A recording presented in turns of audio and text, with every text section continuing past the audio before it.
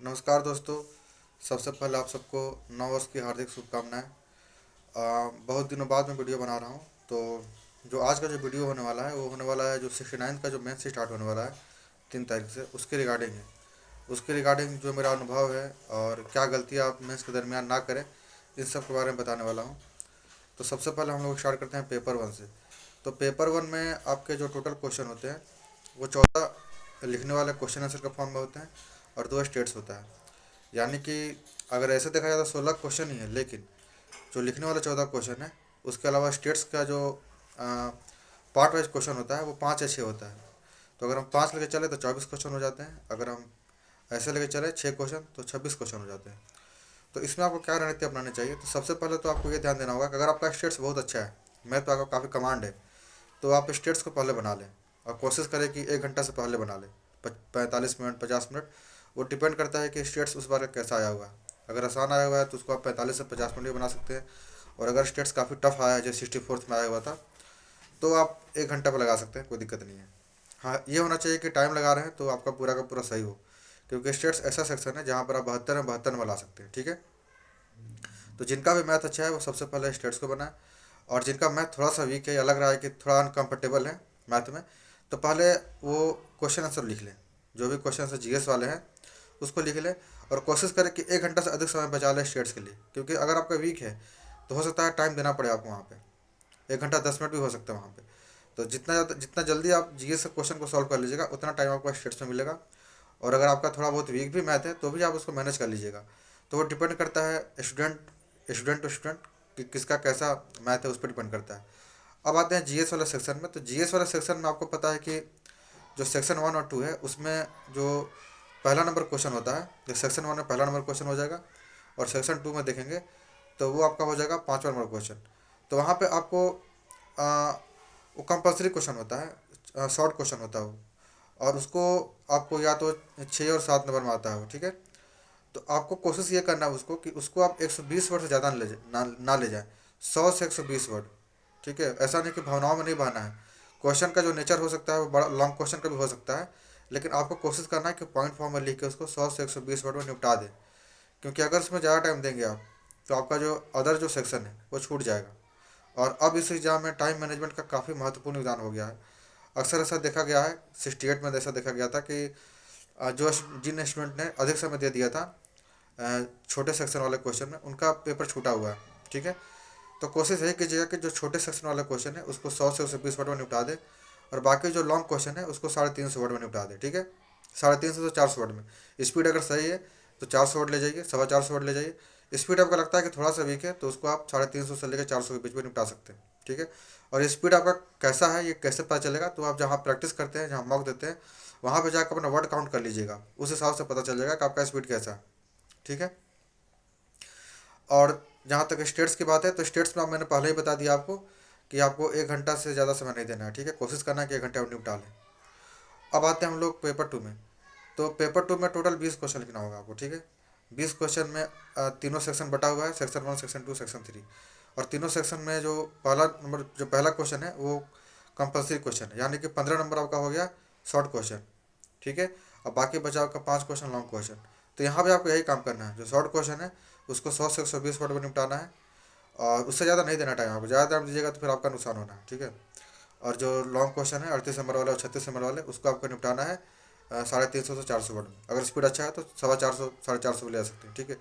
और ऐसा लगा कि आपको कोई क्वेश्चन आपको आ नहीं रहा है, या लॉन्ग में या शॉर्ट में, तो कोई दिक्कत नहीं, उसको 70-80 वर्ड में भी छोटा वाला को निपटा सकते हैं। और बड़ा वाला जो क्वेश्चन आएगा 38 नंबर वाला, अगर आपको नहीं उसमें आ रहा है कंटेंट, तो उसको आप क्या कीजिए कि 250-300 वर्ड में निपटा दीजिए, और जो वर्ड वहाँ बच रहा है उसको आप इधर लगा दीजिएगा, जो जिसमें आपको अच्छे से आ रहा है, जिसका कंटेंट आपका काफ़ी मजबूत है। तो शुरू में डिसाइड कर लीजिएगा कि हमको किस पे ज़्यादा वर्ड लिखना है, किस पे कम वर्ड लिखना है। ठीक। ये बहुत ज़रूरी है एग्ज़ाम से पहले। और जहाँ भी आप मॉक दे रहे हैं वहाँ पर इस चीज़ को जितना ज़्यादा हो सके प्रैक्टिस करेंगे, करके जाएंगे यहाँ से, तो वहाँ पर आपको फ़ायदा होगा। ठीक है।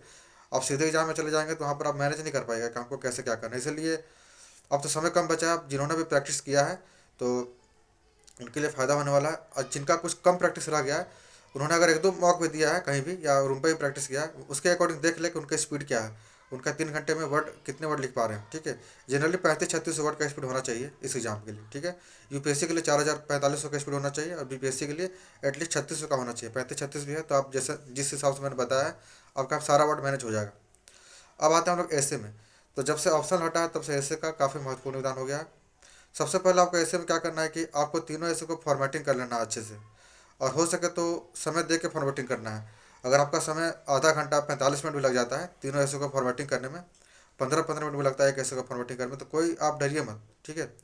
क्योंकि आपको जीएस में तो 3600 वर्ड लिखना है, लेकिन ऐसे में अगर आपको 800 वर्ड, वहाँ लिखा होता है कि 700 से 800 वर्ड में लिखना है ऐसे आपको, तो अगर आप 800 वर्ड में लिखते हैं तो 2400 वर्ड में लिखना है।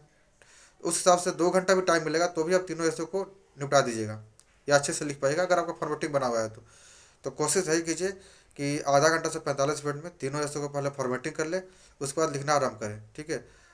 ऐसे लिखने के बाद जैसे पहला पहला ऐसे का फॉर्मेटिंग कर लिए, उसको लिख लिए, दूसरा ऐसे का फॉर्मेटिंग करें, ये काम मत कीजिएगा, क्योंकि इससे नुकसान हो जाता है। मेरा एक्सपीरियंस ये रहा है कि जो आप पहले ऐसे लिख दीजिएगा और दूसरा ऐसे का फॉर्मेटिंग कीजिएगा, तो बहुत सारा कंटेंट पहला ऐसे वाला आ जाएगा दूसरा ऐसे में आपका, ठीक है। क्योंकि ऐसे में लगभग कुछ कुछ कुछ बातें कॉमन आ जाती है, तो ज़्यादातर कॉमन बातें आने लगेगी आपके दूसरे तीसरे ऐसे में। तो कोशिश यही करना है कि पहले तीनों को फॉर्मेटिंग कर ले अच्छे से, उसके बाद लिखिए। और यहाँ पर एक चीज़ का ध्यान रखिएगा, तीनों ऐसों को बराबर टाइम दीजिएगा, ठीक है। क्योंकि ऐसा देखा गया है कि यूपीएससी में 2 ऐसे लिखना होता है, लेकिन यहाँ पे 3 ऐसे लिखना है। तो यहाँ पे क्या होगा आपका कि जब 2 ऐसे लिखिएगा तो उसी में टाइम बहुत निकल जाएगा आपका, तीसरा ऐसे के लिए टाइम कम बचेगा। और पहला दूसरा ऐसे को आप लिख दिए 850 वर्ड में, और तीसरा ऐसे आते आते आपका लगा कि 500 में निपटाओ, 500 वर्ड से ज़्यादा लिख ही नहीं पा रहे आप, समय नहीं बचा आपका। तो ध्यान दीजिएगा तीनों ऐसे 100 नंबर का है, तीसरा ऐसे भी 100 नंबर का ही है। तो यहाँ पर यह ध्यान दीजिएगा कि तीनों ऐसे में बराबर बराबर आपका लिमिटेशन हो, वर्ड का लिमिटेशन बराबर बराबर हो, तीनों में समय प्रबंधन बहुत अच्छे तरीके से कीजिए आप, ताकि अगर आपका स्पीड अच्छा है तो 7.5 800 वर्ड में लिख दीजिए तीनों ऐसे को। थोड़ा सा अगर लग रहा है कि नहीं फॉर्मेट में ज़्यादा समय लग गया है या समय कम बचा, तो 750-750 वर्ड में लिख दीजिए, ठीक है, कोई दिक्कत नहीं है। और लेकिन कोशिश कीजिएगा तीनों ऐसे को बराबर समय दें, ठीक है। और एक चीज़ और ध्यान दीजिएगा कि ऐसे लिखने क्रम में जो भी आप कोटेशन लिख रहे हैं या फिर कोई कविता लिख रहे हैं, तो उसको आप ब्लैक पेन से लिखिएगा और उसको अंडरलाइन कर लीजिएगा।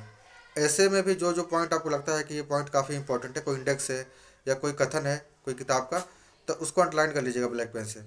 और क्वेश्चन आंसर में भी यही काम कीजिएगा आप। अगर आपको लगता है कि ये की पॉइंट काफ़ी इंपॉर्टेंट है, हाईलाइट करना जरूरी है, एग्जामिनर का वहाँ पर ध्यान दिलाना जरूरी है, हो सकता है तो उसका ध्यान ना जाए वहाँ पे आंसर पढ़ने क्रम में, तो उसको अंडरलाइन कर लीजिएगा, ठीक है। तो मेरा जो पूरा ओवरऑल जो क्रक्स है इस चीज़ का बताने का जो सार है वो ये है कि सारे आंसर को अटेम्प्ट करना है, ठीक है। आपको नहीं पता कि आपको कौन सा क्वेश्चन आंसर में कितने नंबर मिल जाए, थोड़ा अनप्रडिक्टेबल होता है, इस चीज़ को आपको लेके चलना है, ठीक है।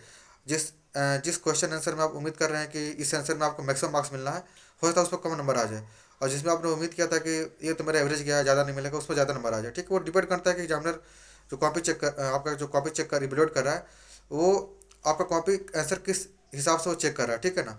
वो आंसर सेटिस्फाइड रहेगा तो नंबर आपको ज़्यादा देगा, नहीं रहेगा तो कम दे देगा, ठीक है ना। तो इस चीज़ का थोड़ा ध्यान रखिएगा, कोशिश कीजिएगा कि सारा आंसर को अटेम्प्ट करें, ठीक है। और एक चीज़ का और ध्यान रखिएगा कि एग्ज़ाम से पहले बहुत ज़्यादा ठंड है, तो एग्जामिनेशन हॉल पर पहले एग्जामिनेशन सेंटर है पहले पहुंच जाइए आप, जिनका जहाँ भी सेंटर दिया है। पिछला साल भी जो 67 में मेरा जो सिलेक्शन हुआ है वहाँ, उससे भी इतना ही ठंड था, ठीक है। तो ये थोड़ा चुनौतीपूर्ण होता है, तो इस चीज़ का थोड़ा ध्यान रखिए। समय से हो सकता है कि आप आधा 1 घंटा पहले पहुँच जाए सेंटर पे, ठीक है। तो चलिए आप सबको ऑल द बेस्ट, आपका आप अच्छे से पेपर दीजिए, ठीक है। मिलते हैं अपने नेक्स्ट वीडियो में, धन्यवाद।